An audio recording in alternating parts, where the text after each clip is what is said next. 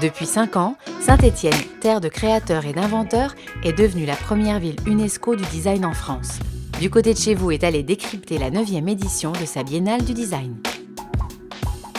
Comment est-ce que fonctionne la Biennale internationale du design de Saint-Étienne par rapport à un salon du design? La place ici, elle est donnée aux designers par des commissaires qui sont soit des critiques d'art, soit des designers eux-mêmes, soit des gens qui ont une pensée réflexive, on va dire, sur la question.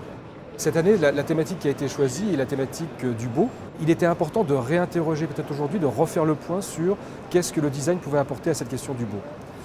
Du côté de chez vous, à identifier plusieurs tendances récurrentes, comme par exemple le travail du miroir. Est-ce que vous pouvez nous en parler?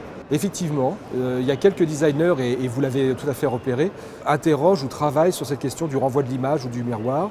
Mais si vous l'avez remarqué, c'est très souvent sur des modes détournés, où il y a une interaction positive ou négative, si je puis dire, entre la question du miroir et son regardeur. Et cette forme d'ironie, c'est aussi ça le design. C'est comment on réinterroge en fait l'humain, comment on réinterroge les usages et comment l'objet, il n'est pas là simplement pour répondre à une question d'efficacité ou de fonctionnalité, mais aussi interroge ce que nous sommes, comment nous vivons et comment nous nous reflétons en fait.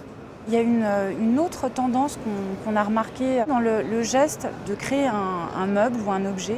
Il est vrai qu'il y a actuellement une tendance qui n'est pas nouvelle, qui est une tendance de co-création entre l'usager et le designer.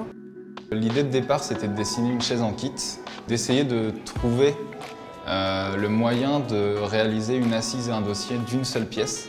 Et du coup, les aimants sont venus presque naturellement en fait, comme système de fixation. Ça permettait d'accrocher l'assise facilement et du coup de gagner de la place en termes de packaging. Dans la création, le beau n'est pas forcément là où on l'attend.